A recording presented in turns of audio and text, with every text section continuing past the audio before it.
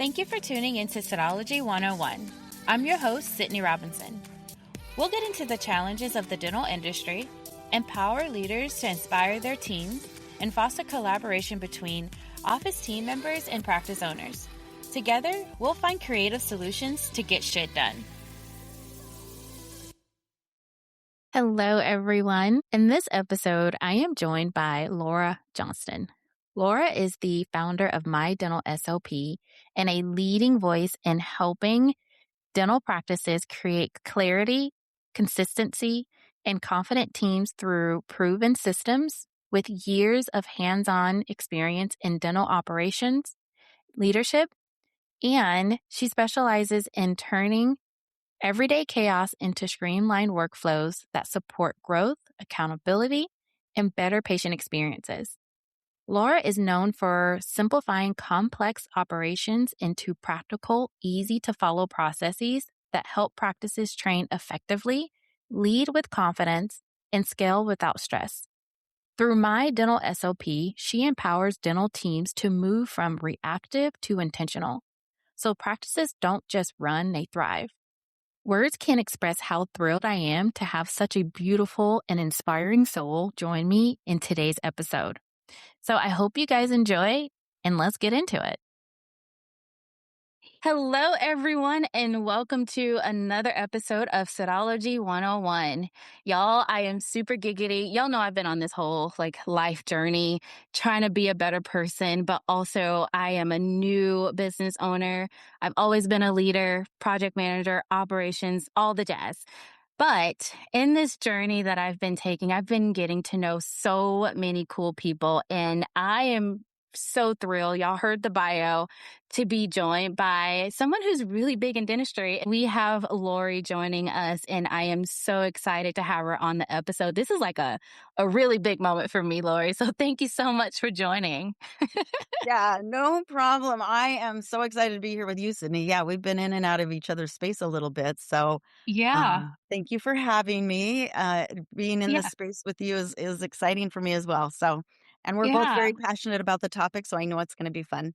It is. So a lot of the offices that I work with, whether it's in dentistry or it's outside of dentistry, whether it's like opening up a boutique, it's all the things. System and operating procedure is one of the top things that a lot of companies struggle with. Getting the right people hired, getting the right people trained has always been something, no matter what industry you're in, that a lot of people struggle with. And what I found was, I love operations. I love problem solving. I love piecing together these puzzles.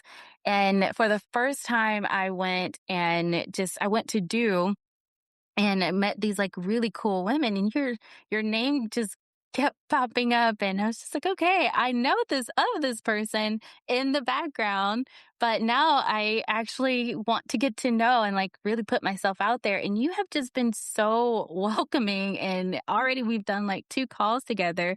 So I want everybody to get to know Lori with my dental SOP the way that I have so far, and I know it's only been brief, but I think you're really inspiring. So tell us a little bit about you, Lori. How did you get into the dental space? Yeah, well, first of all, I want to say kudos to my marketing, my Allison in marketing, because if I keep popping up places, that's because of her. So kudos to her. But yeah, I'm married into the dental industry. My husband is a dentist anesthesiologist, so I worked a lot with pediatric practices. And when I went off on my own, I started working with the clients as leadership and team development. I know you're passionate about that as well. Mm-hmm. And my dental SOP, before it was my dental SOP, was just a way for me to document my clients.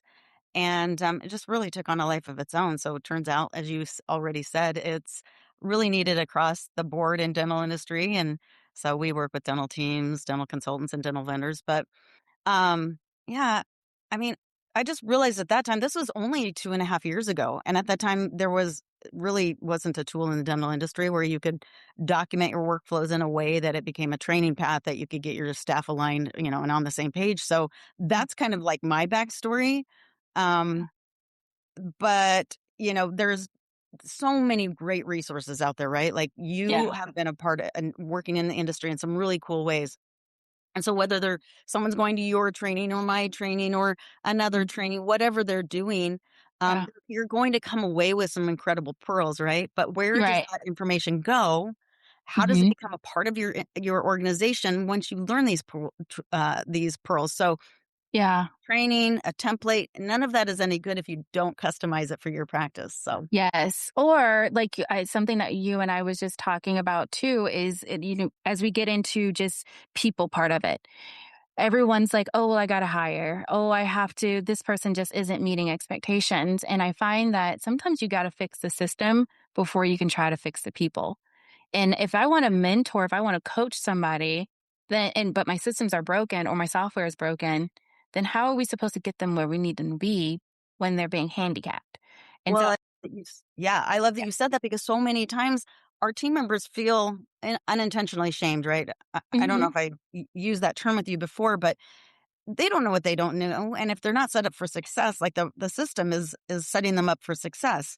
We Yeah. can't possibly know how it's done, in this office if I've been here. Hmm. So yeah, I like to say, having an SOP is really just that step-by-step guide that Hmm. explains how your team should do it the right way every single time, what to do in what order. Um, and Yeah. so recipe is a great I love the word recipe as it relates to an SOP because when I'm in the kitchen, I never Yeah. follow a recipe, right? Throw a little bit of this, throw a little bit of that. Yes. Never turns out the same way twice, right? So Right. really, it's important if if you want the same experience each time, having a recipe that makes sense. Because if you don't Hmm. follow the recipe, it could be disastrous. Right. I've made a chocolate cake that was terrible, um, Hmm. but if you have a favorite chocolate cake, right, and you want Yeah. that every time, Yeah. then you need to follow the recipe. And it's the same Right. same with your SOPs, right? It's the recipe Yeah. or your favorite flows in your practice, but that's the thing that sets everybody up for success. I love that you said recipes and going back to cooking. I am shit at cooking. Mama did not bless me with that gene whatsoever. And I'm going to relate to this so well because you would give me a recipe, I will follow that recipe, and I would get so frustrated that I followed the recipe and it still didn't come out the way that I wanted it to come out.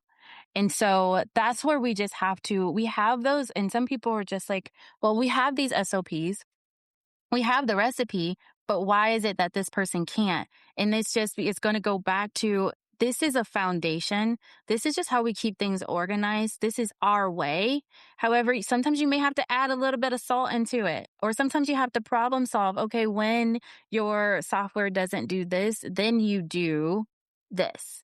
And so that's where those SOPs come in handy. And I like that you said that and you referenced that because that is sometimes a challenge when everyone's like, my system and operating procedures is collecting dust. No one ever used them. And so I think that that is a really great analogy. Like sometimes you have to go back to it, make sure it's fine tuned, because maybe now you have to add a bit of pinch of salt, or maybe you have someone who is gluten free and they're not going to want that cake that has gluten. So we're going to remove that and replace the ingredient, or whatever the case may be. I You have love to go that. back in and really make those tweaks to it because you did Yeah, that because there's 2 years ago.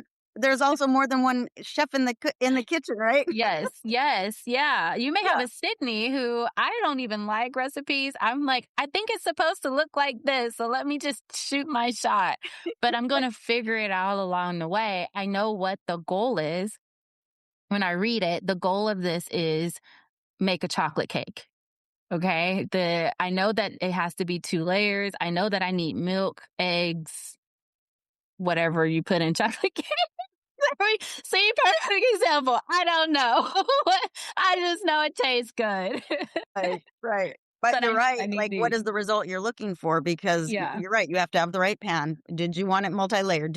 There's a Yeah. lot of and same but I think that having that conversation really overwhelms Mhm. seems like with our clients, yeah, they come to us because things usually are kind of in disarray, right? They're like, "Oh, we gotta Yeah. get this dialed in," but then they feel really overwhelmed, and it doesn't need to be that way, right? Like, Mhm. there are ways to the whole cake is not eaten in one moment, right? Like, you Yeah. can really break it down, take it a bite at a time so that it feels doable and recognizing that it's not a one and done. Like we're not here to,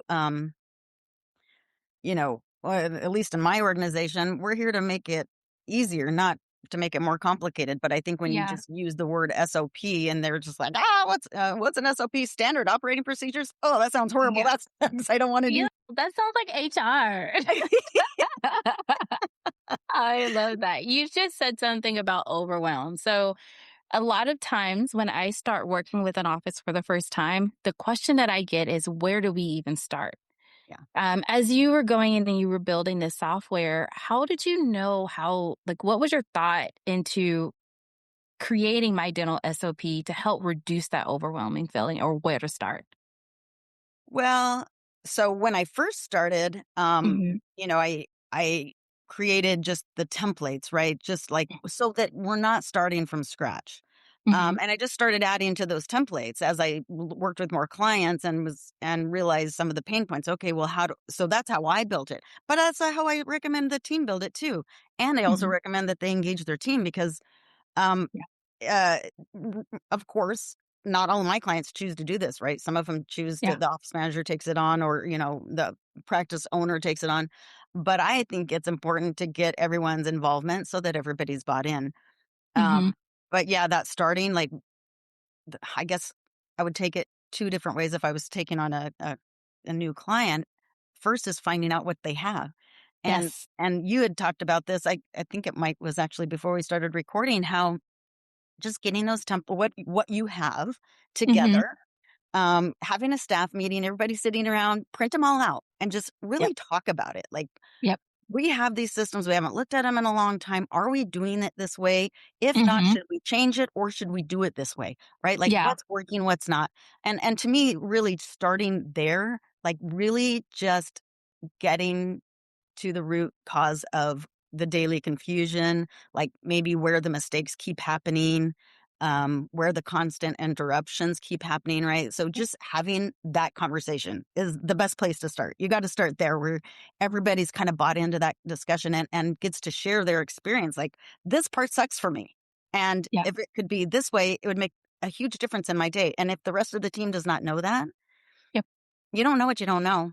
And so that's Yes. where I think it's really important to engage the team.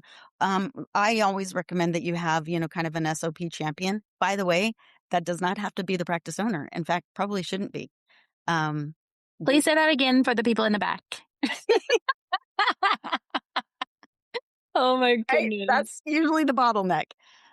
So don't get in the way of, you know, I guess empowering your team to own their experience and their Yeah. workflows, right? Is so if you do that, even with our clients, Sydney, I'm not kidding you. Like we're micromanagers, I think, just by nature, right? Like we all, if Mhm. it's something that's important to us, Mhm. as individuals, we don't feel like we can release that. But honestly, um, it's a really good checking point too. But I Mhm. would say this also. Okay, I'm jumping around, but Okay. it's so the important part about um, letting your team be a part of that and you not being the bottleneck is it gives the team members also a chance to kind of see where they're at, where they're missing in their own daily experience, right?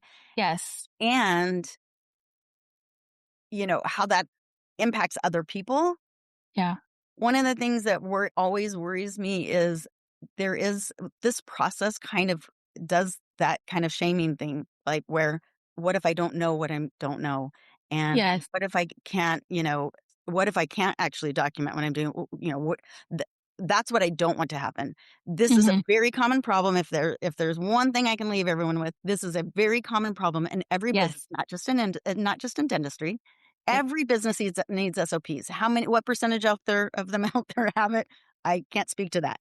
But Yeah. I've run other businesses where I didn't have SOPs, and now my business runs on SOPs, and I love Mhm. it. And I refer to them every day, and we tweak it every day, and not every day, but we make tweaks. And Right. the beautiful part is my team knows that where to go for where those tweaks happen. And we're like, shoot, what did we change? I have a place to go. Right. I want to take a step back and go like origin story with you because Yeah. I'm curious, especially someone that speak my love language. Like I'm pit sweating because I'm just like, "Oh my god, I why didn't I know this person before?" Um, when I, like, think about and I wanna know, like, origin story behind were you always like this? Were you always like, "I really want something in just whether in life, whether it was in school, whether it was in sports, like, I just need to make sure that this has I know everything has a place, and I Dude, know Sydney, everything's supposed to go." Tell me a little I bit am a more. squirrel. I must Okay. have organization or else I will be, I mean, already on this call, I've had, a conversation where I'm like, woo, woo, woo. Like I'm a Yes. squirrel. I Okay. need SOPs as a part of my life. Okay. My mom always told me that I should go into organizational consulting because like my room was in great order, but it Yes. wasn't because, it's just, it brings me peace having order. So Yes. I do think that, that organizational piece, like, the executive assistant in me, right? Mhm. Or the office manager in me, like those are the things that I love because I like to create order. Now, not everybody does, right? Mhm. So that's why it's really important to find that person on your team. But yeah, yeah, I was the one Okay. up at, midnight rearranging my room because I wanted it to function better, right? Yes. I asked that question because everybody knows, like, the last 2 years, I have really dug into neurodiversity, and Mm. I am finding that every single time I meet someone who I just vibe with, I'm like, "Oh my god, you're my people." And I asked that question about, like, "Just tell me if you like, you starting out, like, how?" And we are the same. It's we need it in order to function, to know where we're going, but we don't need or excuse me, not function, but to know where we're going, but we don't need it to function. I need to make sure that I have, like, all the things that are in place, or I need to make sure, like you said, rearranging your room. Um, yes, I have rearranged my husband actually, ooh, I get on his nerves. I will go and I would change the living room in a heartbeat. Hey, this chair should go here. Why I keep bumping on here? And it's because of functionality. It needs to flow right for me. Same thing. My office, I can't work or my room, I cannot have my space clutter because if I do, I feel disorganized. Okay, And I, yes. here's the pain in that, okay, because Uh huh. we're the same in that, but I have a confession. Okay, this Okay. is a little bit embarrassing. But because I like my space to be super organized, there's times where I like kind of have some clutter and I'm like, Hmm. no, I can't handle all the clutter. And so my husband will tell you this is a true story. I'll like gather up all the clutter, I'll put it into like a little box, out of sight, out of mind. So, and I see that people do that in Yep. business as well, right? So, the Yep. things that are easy, the things we love, the things we want to focus on, we tend to do. Yes. The other things Yes. we kind of put into a box and like, I'll get to that later. Yep, taxes. Everybody, I've been complaining about taxes on almost all my calls. If I never have to do another tax thing a day in my life, I will be golden. I get it. I find that people, and I am clinically diagnosed dyslexic and ADHD.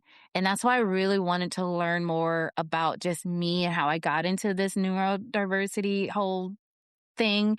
I believe in hiring people, putting people in the right spot, but I'm okay with saying and going over my vulnerabilities. You don't put something in shiny in front of me because I'm gonna look at it.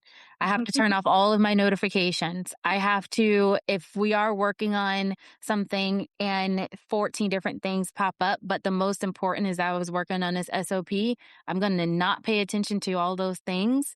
So, as you know that this about yourself, now I'm going to shift into just how you lead your team, not just like my dental SOP and working with clients, but you know this about yourself. How do you make sure you have the right people that's backing you? And then how do you hire to compensate your weaknesses?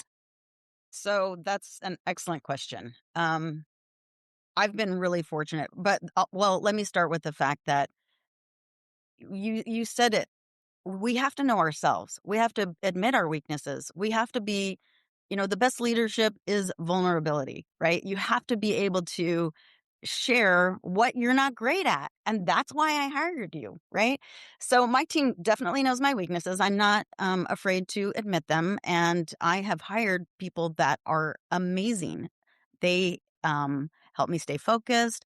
We in our team meetings, we discuss what's the most important thing for this week. So we do that for each other, but I just think that it's really a gift to your Yeah. team, like, it's a kindness to your team to, um, be really clear on what the outcome is you're looking for, because it's super stressful to figure it out all the time, or Yeah. asking someone else and taking up their time, or hoping you're doing it right. It causes so much anxiety, Yeah. and so to me, just back to the SOP thing, and just being a vulnerable leader and being really clear with my team about what I want our systems to look like Mm. is a kindness. Yeah. That's how you really set them up for success. It would be really Yeah. stressful for my team to come to work and have to deal with my squirrely brain when I don't even know the result I'm looking for, right? Wouldn't that be Yeah. terrible? Yeah. So, Do you ever feel, and I know I'm going to put myself out there, sometimes I get in this season of guilt because I know that I want to create something or I know I want to change something. And I know I just changed it maybe last quarter. But because I found a more efficient way of doing something, I'm like, here we go again. Do you ever find that you get guilty at all? Or when you do know you need to change an SOP that maybe you just recently changed, but you found the easier way? How do you bring that up to your team so that it's not, oh my God, here's another thing that we have to change? well, first of all, my team knows. I mean, I have one-on-ones with them. I know my team. My Yeah. team knows me. We have regular team meetings.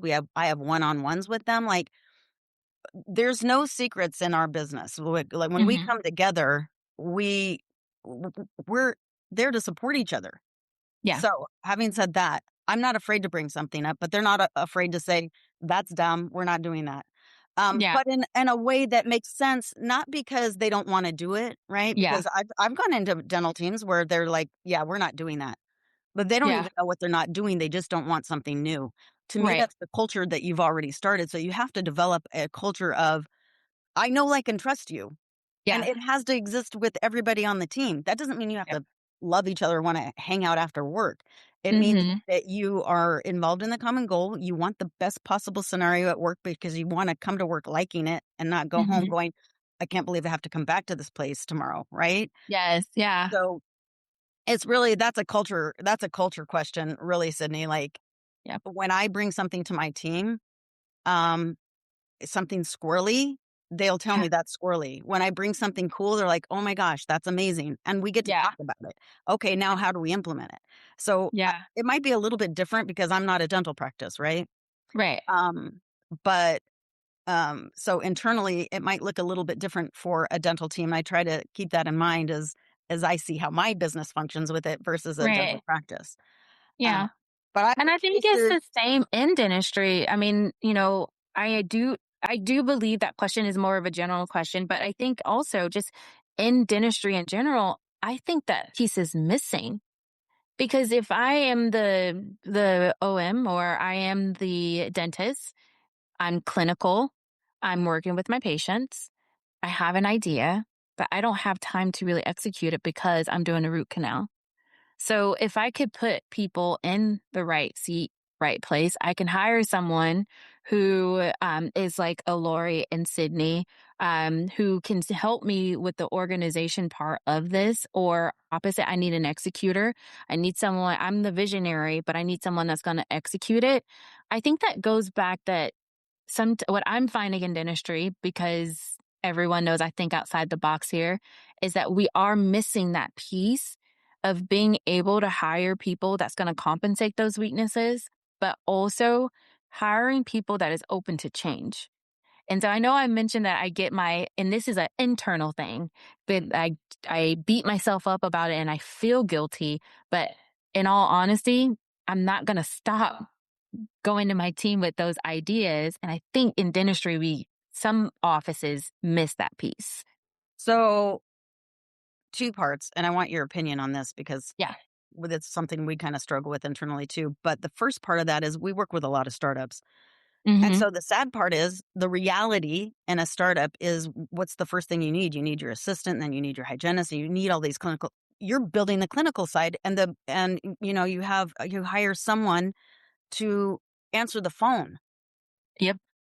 So you have all these non-management type people growing a business Yes. Oh where God, yes. I wish that it could be, and I know it's more expensive way to go, but if you could Yeah. find that right, this kind of goes back to what is it, EOS, the whole Mhm. traction. What is that book? Um, It's yeah, this one, traction. Rocket Fuel, Oh, where rocket. you Okay. have your CEO and you COO. Mhm. Well, the practice owner is the CEO.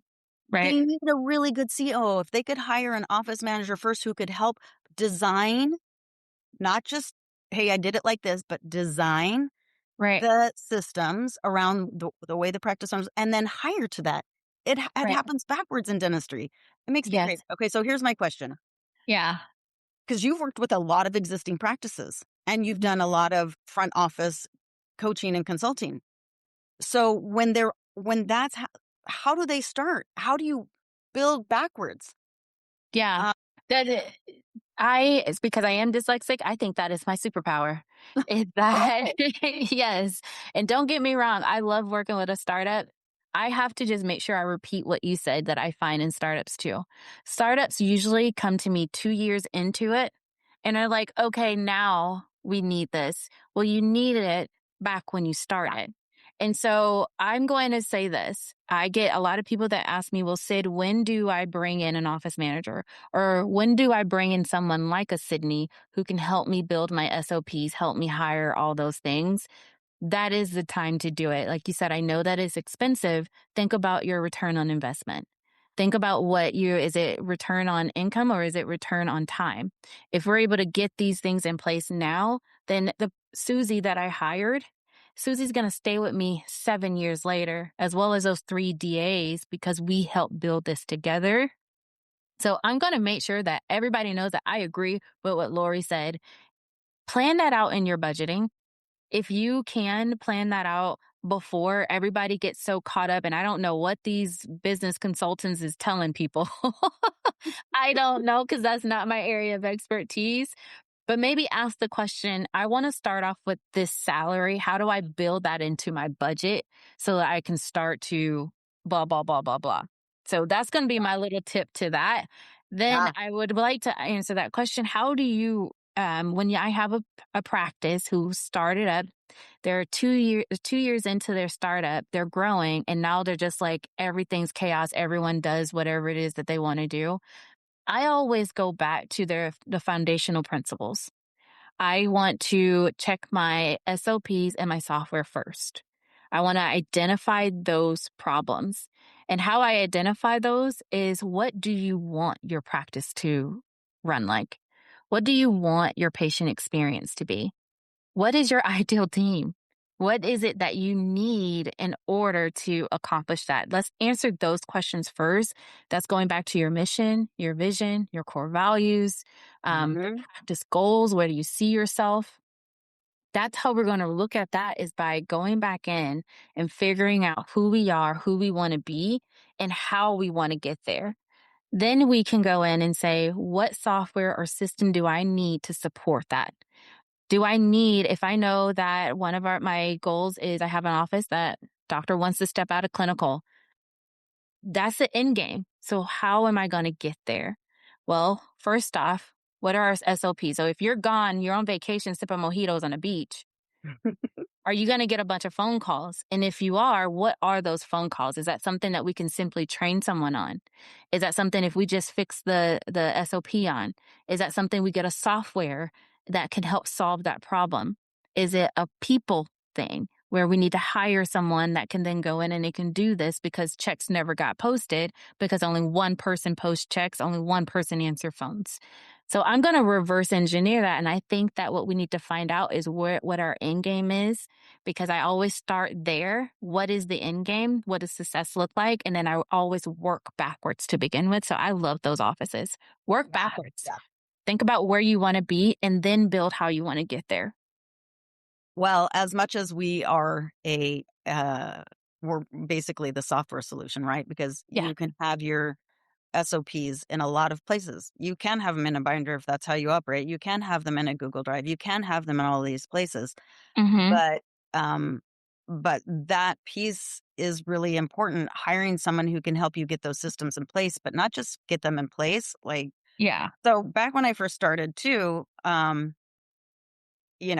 did not have my dental SOP, right? It came as a result of working. So I Yeah.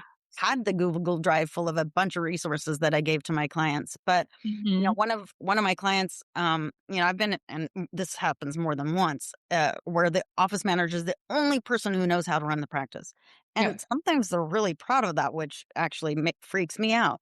Mhm. I was in an office where the office manager, in front of her whole team, admitted to me that they were terrified because she was going to be out next week at an appointment. And Yeah. they said, "Yeah, we're terrified. Nobody knows how to do it. She does." Everyone's Yep. all nodding in agreement. Terrifying me right now. What if she chooses not to come back? Like, what next? So I had another client who with a similar situation. No one Yeah. knew what she was doing. Turns No out one. she was 180,000 in aged receivables, and sadly, she was embezzling. So Oh, I just think that there's more than one reason to have SOPs. Of course, it's yes. about setting your team up for success, but it's also about dealing with the liability that you have in being involved in a healthcare related industry where there's Mhm. just so much compliance and so much potential risk. And the Yes. liability is crazy. Just having your SOPs documented actually is defensible in the court of law. So you can Mhm. show, yes, we have these things in place. Our team, we're trying to set our team up for success so that they're doing things the right way. It's Mhm. actually defensible in a court of law. So Yeah. I don't care where you keep it, get it done, but actually you have to show that you're utilizing it. And so if it's in Mhm. a dusty binder, that's another thing that makes me kind of lose my mind Mhm. as a tech loving person. Yeah. Wanted to show you this because I went into an office and I was like, "Hey, what does the office manager do? Do you have your job descriptions?" She's like, "Well, I have a paper and then I just write on it." I was like, "Okay, great."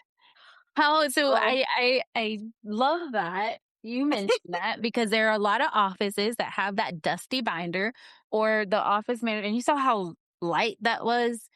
And but she's like, "I don't have time to do all the things." And so the doctor's like, "How does she not have time?" Wanna know why? Because there's a piece of paper that they probably wrote up 4 or 5 years ago, and she's jotting down or she's going in and she's adding in or she's changing those type of things. I think even one of them have a question mark on it. Yeah, one of them has a question mark on it that says IT question mark. my gosh.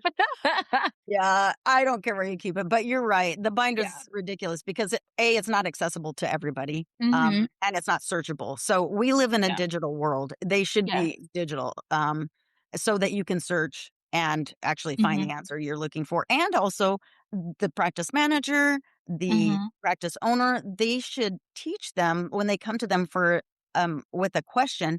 What does the SOP say? If that becomes a Yes. part of your language, a part of your culture, like we run our practice off of our SOPs. Yeah.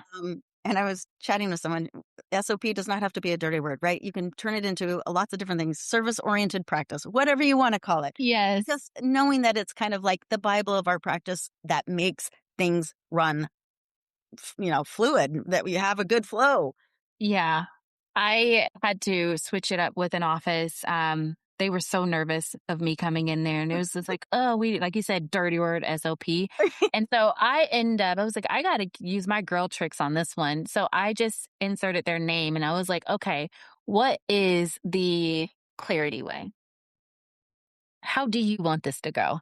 Because people are starting to hear more and more SOPs, and it's like, oh, it just sounds like a daunting task. But when you Mhm. go in and you say, okay, but what is your way? Like, what do you want it to be? And I found that more people are receptive. Well, the people that I have to really break down some barriers with, those barriers start to break down because there's like, oh, well, this is what we should do. It's Yeah. like, it's the same thing. You just got Yeah. to word it a little bit different. Yeah. Yeah. Yeah. I love that. And even going as far as, how does Sydney want it done? Hmm. So that the clarity way Hmm. is, is cohesive, right? Yeah. Yeah, So, yeah, that's absolutely. cool. I love that. I love So that. I know we are coming up on time here, but I something that I really, really valued in the last time that we've spoken and just being in business, being an entrepreneur yourself. I have been just so grateful in the past like 30 days to be able to meet a group of women like yourself. And what I was talking to you in the pre chat was just being able to bounce ideas Yeah. off of each other and have a community and finding your people. And I think not only does that help you just personally in your personal life, because you're able to, like, people know what you're going through, but also professionally. How did you find that? I'm a business owner. I'm not sure if you're married. Well, you are married because we already talked about our husbands, but I don't know if you have kids or not. But how did you find out, or what stage of being a business owner that you was like, I got to surround myself with some people? Girl, early, early on, because Yeah. I'm not a typical entrepreneur. When I go to those Mhm. masterminds and they're like, "Oh, the way the entrepreneurs think," and I'm like, "Not a typical." So I wrote in the Do magazine the story of my dad because my dad was a crazy entrepreneur. Like Uh-huh. and all kinds of different businesses that really didn't go together. Like, I mean, Yeah. read the article, but anyway, he was nuts. Yeah. So I always thought, well, I wanted when I started to create this, I was like, my dad was an entrepreneur. I can do this. But the thing with that, my dad, he was a one man band. Like he did not surround himself with people. Like he was always just trying to figure it out. And I swore I would Hmm. never do it that way. So very early on, I was a part of masterminds. I was a part of, Hmm. groups like Do, finding, getting on phone calls. I met people early, early on from just reaching out on LinkedIn and going, "Hey, would you be willing to have a conversation with me? Like, Yeah. love to know more about what you're doing. Can I tell you what I'm doing? Like, we can maybe bounce some ideas off of each other." And I've had a lot of those conversations, and they've served me well. And it's grown my network, but it's Hmm. also grown me as a human. Like, I've become a better person and a better business owner because of the people I surround myself with. So, yeah, Yeah. I say do it early, and and back to just never being you don't have to wear all your faults on your sleeve, but being at Right. least a little vulnerable enough to just admit where your strengths and your weaknesses lie so that you can Hmm. fill those gaps with people in your life that Yeah. will hold you accountable. Hmm. And that's another word that people think is a dirty word. And it's such a good word. Like feedback is Yeah. amazing. It's a gift. So, yeah. Yeah, I like that. I'm really grateful that when I took that leap of faith to resign from dental success, it was really just life changing. I mean, still just life changing. It's like, oh my God, what's going to happen? But like I said, in the last like 30 days, um, just so many cool people that I never thought even would reach out or would even care. And so I'm just so honored that you joined us here. And I want to ask just some more personal questions like leadership. What part of this journey, especially being a business owner, having a dad that was well, I like to call those because those are my favorite people actually, serial entrepreneurs. You know, Yes.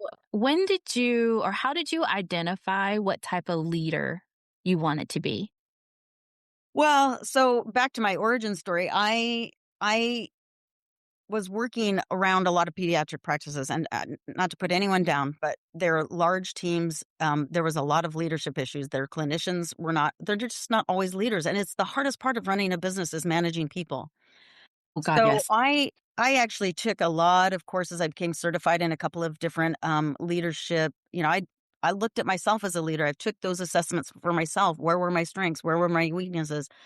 Mm, We actually do as a part of just because I did it before, I still do it. And that's the intelligent leadership assessment, where it looks mm. at you and how you show up as a leader under stress. And so Yeah, I mean, I love that assessment. I review mine regularly to make sure that I'm growing, right, as a yeah, better leader. Um, yeah.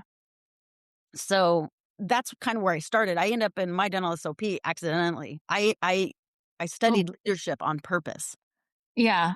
Okay, that's pretty cool. So when you think about, and this is a fun question that I ask, when you think about the type of leader that you are and that you, because I always say practice because I'm not perfect. So I practice to be the best leader. And this is the type of person I want to be. Maybe it's a celebrity, it could be a president, it could be whoever you want it to be. Like, what was someone that you felt was influential to you that you're like, "Ugh, I want to be like this person when I grow up?" There's so many. There's so many. One This is a weird story, but I'm gonna share it. It's a Okay. weird story. But I was at an event. I love events. And it was an event for like coaches. Mhm. And they asked that question in the group. And they Okay. went around the room like, was your biggest influence, blah, blah, blah. And they got to this one gal, and I actually worked with her at the time.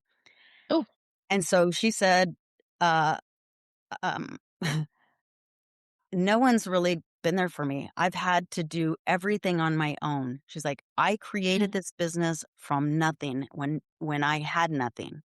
yeah. And there was a room full of people who have been in her space.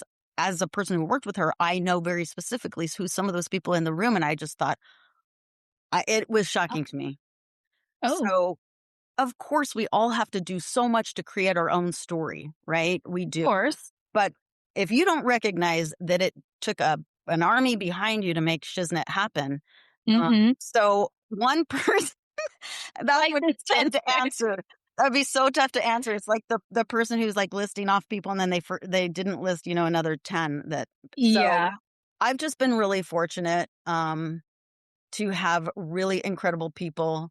Um I would say probably in the last 2 years, the person I learned the most from was the person who forced me to take the strengths finder, and that's Ann Duffy, because Mm, I learned so much about myself. The things that I thought were my weaknesses, it was mhm. just because I wasn't leaning into them in the right way.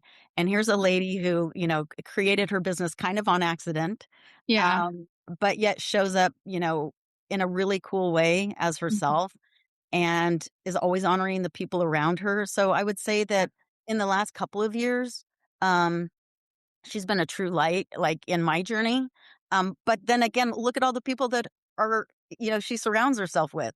Yeah. This incredible army of um, different people, different personalities, different perspective, Mhm. and yet we all come together and support each other. Really cool. Yeah. Really, really Yeah. cool.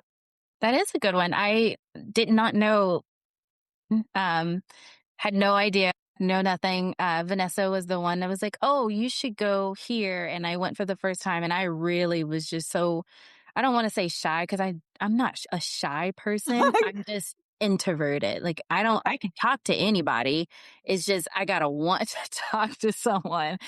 Yeah. So it was like Well, it's a being in big a group at a big room. event, and you Yeah. are like an observer, right? Like, I see Yeah. that in you, like, you're observing, at least Mhm. initially, and that's a smart way to Yeah. start out anyway. So it was really cool to see from the background, because that's what I'm going to say that I stayed in that organization, but everybody, even like I wanted to stay in the background and I tried my best, but there were people that kept pulling me out of the shadows that was like, "Oh, you should come sit here," and or "You should meet this person." The person who even invited me to come, I probably spent like 2 hours with her. And so I was like, this is actually really cool. And what made me ask that question, I actually asked this in my OM like intake form when I'm training new OMs or working with docs that are trying to train their teams or projects and stuff. And I asked them, what type of leader you want to be, or who influenced you as a leader. And I found that, like, I tell people, mine's was is not an actual well, it's a person, but it's Olivia Pope from a TV show. And what really stood out was I watched that show, and Scandal is like my lady jam. I'm pretty sure I can probably quote some of the episodes, but Olivia Pope is someone who I was like, I want to be like her when I grow up. She is full of she's a badass person who just has this firm. She has her team behind her. Everyone's putting in the work. She's a bit scandalous and I love it, but she's still classy about it. She's a fixer. And I was just like, I want to be her when I grow up. I And gotta find my person like that. That is a great story. yeah, I was like, okay, hang on. I think Olivia Pope encompass what I want to be. But the big takeaway from that, yes, she has those flaws. She's sleeping with the president. Okay, was married. I can get past that. But You are so funny. Oh, that's so get funny. past that. But what I saw that stood out to me was how her team had her back. How she is in this male dominant political world, but she's just like a force to be reckoned with. She gets shit done. She owns all of this, and she sits back and she has her own trauma, that has happened in her past. And when she sits back and she's reflecting on everything, what matters most. And she put those people first. And she also put herself first, which is why she's living with the president who's married. Yeah, But that's funny because okay, I would be remiss if I didn't say that truly, you asked me if I had kids. I have 5 kids. I oh, learned more from them than they probably ever learned from me. They're amazing yeah, humans. yeah, Um, when I got into the industry, kind of accidentally through that LinkedIn post, Teresa Shepard, she was the kindest person to me, showed me, introduced me to tons of people. She was like that yeah. one person who wanted me to know everyone and just was a giver. Um, I met, Zena Berry, Dr. Zena Berry. Hmm. Shout out to her. She just came out with a product, of, Z-Loops. But anyway, I heard of I that. met her at Sea on the beach, and we became fast friends. Totally Yeah, different people. She is the yin to my yang. I love her. Um, s that I could get really vulnerable, talk numbers with. She'd say, "Girl, do that quicker," yeah, hiring or something like hire slow, fire fast kinda thing. She was yeah. my person in that way. So I think finding, different kinds of people is like you have in your life different kinds of friends, like the ones you go hiking with, the ones you get drunk with, the ones like Yeah. these different things. Same in business, like find your different people that are the right thing for that, right? Yes. So Yeah. I would Like recommend that. having more than one person as you grow your business. Like, this is my go-to when I want a real conversation. This is Yes. my person that I go to when I'm like gonna break the freak down because I'm so burnt out in business. Then Yeah. I and they're gonna smack me and pick me back up. Like, Yeah. have a group. That. Yeah, I love that. Well, I know we are wrapping up here, and I think that was a perfect question because just finding your people is really important. And I love what you're doing over at Dental SOP. I like that it is super organized where offices can go in, and it even has like a communication feature that I thought was really cool. So if anyone wants to know more about My Dental SOP, where could we send them? Just so easy. You could just go to mydentalsop.com. Everything, like all of our socials are there, all of our, taking a quick demo, seeing a little bit more. You can Mhm. get in touch with me directly. I'm very involved in the onboarding process. I love knowing the practices and learning from them and seeing what's important to them. I learn every day from one of my clients. It's amazing. So mydentalsop.com, everything you need to know right there. Okay, perfect. Well, Lori, thank you so much for your time. And again, I know what this sounds like. I am so giggity. This has been such a cool journey. And I just appreciate you taking time out of your busy day to have this conversation with me. Girl, Um, I'm here for you anytime. I look forward to our next conversation. yes, absolutely. Well, everyone, thank you so much for tuning in to another episode of Sydology 101. Hey, y'all, it's Sydney. If you've ever been the go to for everything in the office, then this message is for you. Whether you're running the day to day or wrangling in the chaos, the Office Manager Masterclass was made with you in mind. For just $490, you get 22 on demand training videos, plus my signature workbook, both digital and a printed copy shipped right to your office. I'm talking real world training on metrics, communications, accountability, leadership, and of course, none of the fluff, just the stuff you actually need to run a thriving practice. I walk you through the hard stuff with real stories, practical systems, and a little tough love. This is how you build confidence, streamline operations, and finally feel like you're not just surviving your job, you're leading it. Grab the masterclass by visiting dentalteamclarity.com and use discount code Sydology15 to receive 15% off. Again, that code is Sydology15, SYDOLODY 15. You just tuned in to another episode of Sydology 101. This episode is sponsored by Clarity. If you would like to learn more about live events, project management, leadership coaching, or team training, visit us at dentalteamclarity.com And make sure to follow us on Instagram at Sydology101.